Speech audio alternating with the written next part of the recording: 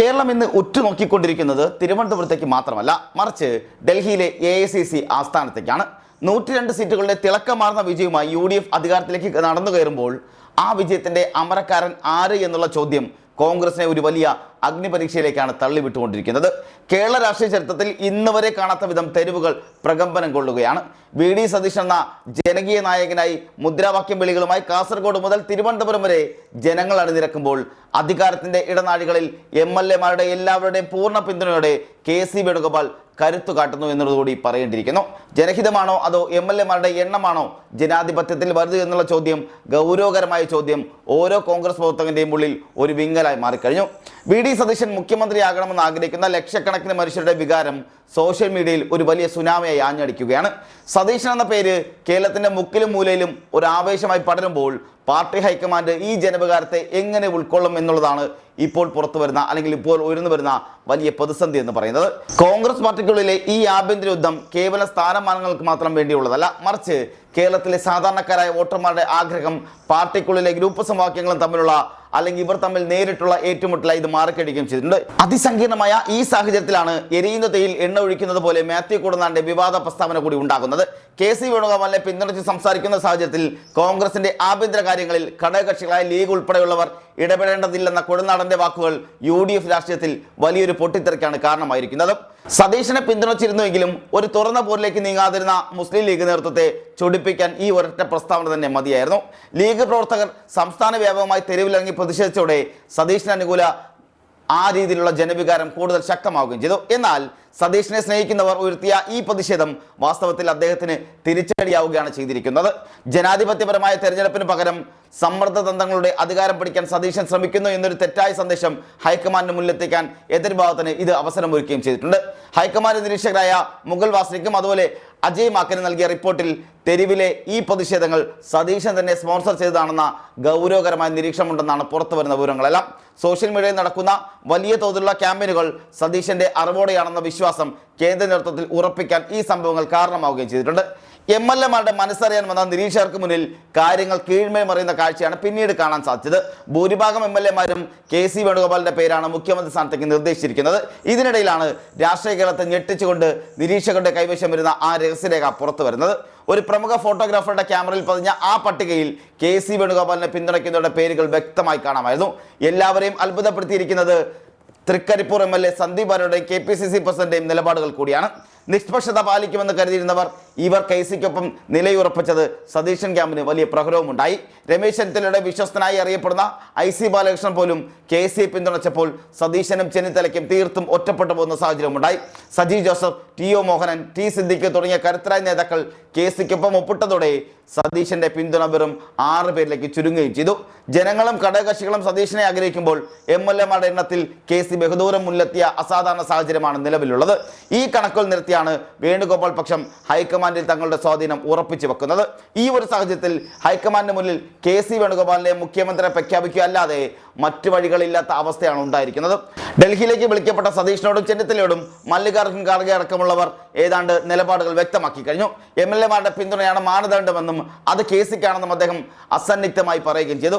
VD സതീശനോട് ധനവകുപ്പിന്റെ ചുമതല ഏറ്റെടുക്കാൻ നിർദ്ദേശമുണ്ടായെങ്കിലും ഉപമുഖ്യമന്ത്രി സ്ഥാനം വേണമെന്ന നിലപാടിൽ അദ്ദേഹം ഉറച്ചു നിൽക്കുന്നു എന്നുള്ളതാണ് പുറത്തു വരുന്ന വിവരങ്ങൾ. കേരളത്തിലെ കോൺഗ്രസ് രാഷ്ട്രീയത്തിൽ ഗ്രൂപ്പ് പോരുകൾക്ക് അന്ത്യമുണ്ടാകാൻ വേണുഗോപാൽ മുഖ്യമന്ത്രിയാകുന്നത് ഉപകരിക്കുമെന്നാണ് ഹൈക്കമാൻഡ് കരുതുമ്പോഴും താഴെത്തട്ടുള്ള പ്രവർത്തകരുടെ വികാരം ഇതിനെല്ലാം വിപരീതമാണ്.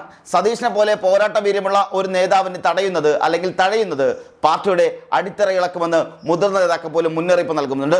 മുഖ്യമന്ത്രിയായി KC വേണുഗോപാൽ വരികയും സതീശന് ഉപമുഖ്യമന്ത്രി പദവിയും ധനവകുപ്പും നൽകുകയും ചെന്നിത്തലയെ ആഭ്യന്തരമന്ത്രിയാക്കുകയും ചെയ്യുന്ന ഒരു ഫോർമുലയാണ് ഇപ്പോൾ ചർച്ചകളിലേക്ക് വന്നിരിക്കുന്നത്. എന്നാൽ ആഭ്യന്തര വകുപ്പ് വിട്ടു നൽകാൻ KC തയ്യാറായില്ല എന്നുള്ളതും സതീശന് മാത്രം ഉപമുഖ്യമന്ത്രി പദം നൽകുന്നതിനോട് ചില വിഭാഗങ്ങൾക്ക് അല്ലെങ്കിൽ സതീശന് ഉപമുഖ്യമന്ത്രി പദം നൽകുന്നതിനോട് ചിലർക്ക് വിയോജിപ്പുണ്ടെന്നും വിവരങ്ങളും പുറത്തു വരുന്നുണ്ട്. താൻ ഭരിക്കുമ്പോൾ ആഭ്യന്തര വകുപ്പ് തൻ്റെ കയ്യിൽ തന്നെ വേണമെന്ന KCയുടെ വാശി അത് വലിയ തരത്തിൽ തർക്കങ്ങൾ ഉണ്ടാക്കുന്നുമുണ്ട്.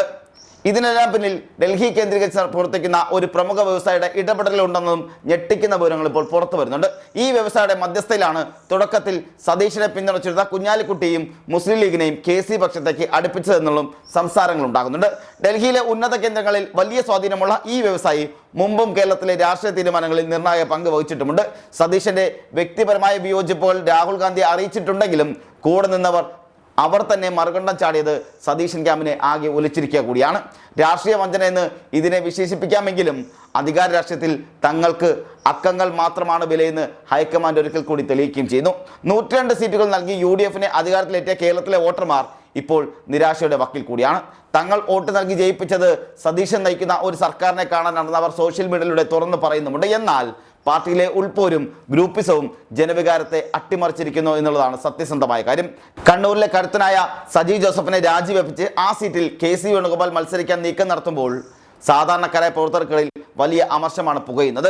ജനപ്രതിനിധികളെ നിർബന്ധപൂർവ്വം രാജിവെപ്പിക്കുന്നത് ജനാധിപത്യ വിരുദ്ധമാണെന്ന വികാരം ശക്തമായി ഉണ്ടാകുന്നുണ്ട്. ഐ ഗ്രൂപ്പിന്റെ ശക്തി കേന്ദ്രമായ ഇരിക്കൂറിൽ KCയെ പോലൊരു നേതാവ് വരുമ്പോൾ ഉണ്ടാകുന്ന അസ്വാരസ്യങ്ങൾ അത് പരിഹരിക്കാൻ വലിയ പ്രയത്നം തന്നെ വേണ്ടിവരികയും ചെയ്യും. സതീശൻ പക്ഷം ഈ അതിർത്തി മുതലെടുക്കാൻ KCക്ക് നിയമസഭയിലേക്കുള്ള വഴി അത്ര എളുപ്പവുമാകില്ല. സതീശൻ പക്ഷം കൃത്യമായി ഈ അവസരം മുതലെടുത്താൽ KCക്ക് നിയമസഭയിലേക്ക് നടന്നു കയറുക എന്നുള്ളത് അത്ര എളുപ്പവുമാകില്ല. ഇന്നോ അല്ലെങ്കിൽ ഞായറാഴ്ചയോ KC വേണുഗോപാലിനെ മുഖ്യമന്ത്രിയെ പ്രഖ്യാപിക്കുന്നതോടെ കേരള കോൺഗ്രസിൽ പുതിയൊരു അധികാര കേന്ദ്രം കൂടി രൂപപ്പെടുകയും ചെയ്യും. എങ്കിലും സതീഷിനെ സ്നേഹിക്കുന്ന ലക്ഷക്കണക്കിന് ആളുകളുടെ ചോദ്യങ്ങൾക്ക് മറുപടി നൽകാൻ ഹൈക്കമാൻഡ് വിയർപ്പൊഴുക്കേണ്ടി വരികയും ചെയ്യും. ജനപിന്തുണയും പാർട്ടി പിന്തുണയും രണ്ട് ധ്രുവങ്ങളിൽ നിൽക്കുന്ന ഈ അസാധാരണ സാഹചര്യം വരും ദിവസങ്ങളിൽ കേരള രാഷ്ട്രീയത്തെ എങ്ങോട്ട് നയിക്കുമെന്ന് ഇനി കണ്ടറിയേണ്ടിയിരിക്കുന്നു. VD സതീശൻ എന്ന ജനകീയ നേതാവിന് അർഹമായ പരിഗണന ലഭിക്കുമോ അതോ അദ്ദേഹം വെറുമൊരു മന്ത്രിയായി ഒതുങ്ങുമോ എന്നുള്ളതും കാണേണ്ട കാര്യമാണ്. UDFന്റെ ഭരണത്തിന്റെ തുടക്കം തന്നെ ഇത്തരം തർക്കങ്ങളിലൂടെയാണ് സർക്കാരിന്റെ പ്രതിച്ഛായ സാരമായി ബാധിക്കുന്നുമുണ്ട്. പ്രതിപക്ഷത്തിരുന്നപ്പോൾ പിണറായി സർക്കാരിനെ വിറപ്പിച്ച സതീശനെ അധികാരത്തിലെത്തിയപ്പോൾ തടയുന്നത് വോട്ടർമാരുടെ വഞ്ചന അല്ലെങ്കിൽ വോട്ടർമാരോട് കാണിക്കുന്ന വഞ്ചനയാണെന്ന് ഒരു വലിയ വിഭാഗം വിശ്വസിക്കുകയും ചെയ്യുന്നുണ്ട്. സതീശൻ എന്ന വ്യക്തിയേക്കാൾ അദ്ദേഹം പ്രതിദാനം ചെയ്യുന്ന പുതിയ രാഷ്ട്രീയ ശൈലിയെ ഇല്ലാതാക്കാനുള്ള നീക്കമാണ് ഇപ്പോൾ അരങ്ങേറുന്നതെന്നും അഭിപ്രായങ്ങൾ ഉണ്ടാകുന്നുണ്ട്. മുഖ്യമന്ത്രിയാകാൻ KCക്ക് MLA മാരുടെ ഒപ്പമുണ്ടാകാം, അല്ലെങ്കിൽ KCക്ക് MLA മാരുടെ പിന്തുണ ഉണ്ടാകാം. എന്നാൽ ജനങ്ങൾക്കിടയിൽ അദ്ദേഹം ഇന്നും ഒരു നൂലിൽ കെട്ടിയിറക്കിയ നേതാവായിട്ടാണ് കാണപ്പെടുന്നത്. കേരളത്തിൻ്റെ മണ്ണിൽ സതീശനുള്ള വേരോട്ടം ഹൈക്കമാൻഡ് കാണാതെ പോകുന്നത് വലിയ രാഷ്ട്രീയ തിരിച്ചടികൾക്ക് വഴിമാറിയേക്കാം. അണികൾക്കിടയിൽ പുകയുന്ന അമർഷം ഏത് നിമിഷവും പൊട്ടിത്തെറിച്ചേക്കാവുന്ന ഈ സാഹചര്യത്തിൽ വരും ദിവസങ്ങളിൽ കേരള രാഷ്ട്രീയം എങ്ങോട്ട് നീങ്ങുമെന്ന് നമുക്ക് കാത്തിരുന്ന് കാണേണ്ട കാര്യം കൂടിയാണ്. സതീശനെ സ്നേഹിക്കുന്ന ലക്ഷക്കണക്കിന് ആളുകൾ ഇന്നും വിശ്വസിക്കുന്നത് നീതി നടപ്പിലാകുമെന്നാണ്. അതുപോലെ തന്നെ KC വേണുഗോപാലിനെ സ്നേഹിക്കുന്ന അനേകായിരം ആളുകൾ ഉണ്ടാകുന്നുണ്ട്. അവർക്ക് മുന്നിലും എന്താകുമെന്ന് കണ്ടറിയേണ്ടിയിരിക്കുന്നു. എന്നാൽ അധികാരത്തിന്റെ തന്ത്രങ്ങളിൽ ജനവികാരം അപ്രസക്തമാകുമോ എന്നുള്ളതാണ് ഇനി കണ്ടറിയേണ്ടത്. സതീശനെ ഒരു സാധാരണ മന്ത്രിയാക്കി ഒതുക്കിയാൽ അത് അദ്ദേഹത്തിന്റെ രാഷ്ട്രീയ പ്രതിച്ഛായയെ സാരമായി ബാധിക്കുമെന്ന കാര്യത്തിൽ യാതൊരു സംശയവുമില്ല. അതിനാൽ തന്നെ ഉപമുഖ്യമന്ത്രി പദവിയിൽ കുറഞ്ഞതൊന്നും സതീശന് തയ്യാറാകില്ല എന്നുള്ളതും സൂചനകൾ ഉണ്ടാകുന്നുണ്ട്. വരാനിരിക്കുന്ന പാർലമെന്റ് തെരഞ്ഞെടുപ്പുകളിൽ ഈ തർക്കം പാർട്ടിയെ എങ്ങനെ ബാധിക്കുമെന്ന ആശങ്കയും സജീവമായി ഉണ്ടാകുന്നുണ്ട്. ഡൽഹിയിലെ അവസാനഘട്ട ചർച്ചകൾ കേരളത്തിന്റെ രാഷ്ട്രീയ ഭാവി നിർണ്ണയിക്കുമ്പോൾ സതീശൻ എന്ന നേതാവ് വീഴുമോ അതോ കൂടുതൽ കരുത്തോടെ ഉദിച്ചു വരുമോ എന്ന് നമുക്ക് കാത്തിരുന്ന് കാണാം. അവസാനമായി കേരളം കാത്തിരിക്കുന്നത് ആ നിർണായകമായ പ്രഖ്യാപനത്തിനാണ്. ഇന്നോ അല്ലെങ്കിൽ നാളെയോ KCയെ മുഖ്യമന്ത്രിയായും അതുപോലെ VD സതീശനെ ഉപമുഖ്യമന്ത്രിയായും ഹൈക്കമാൻഡ് പ്രഖ്യാപിക്കും.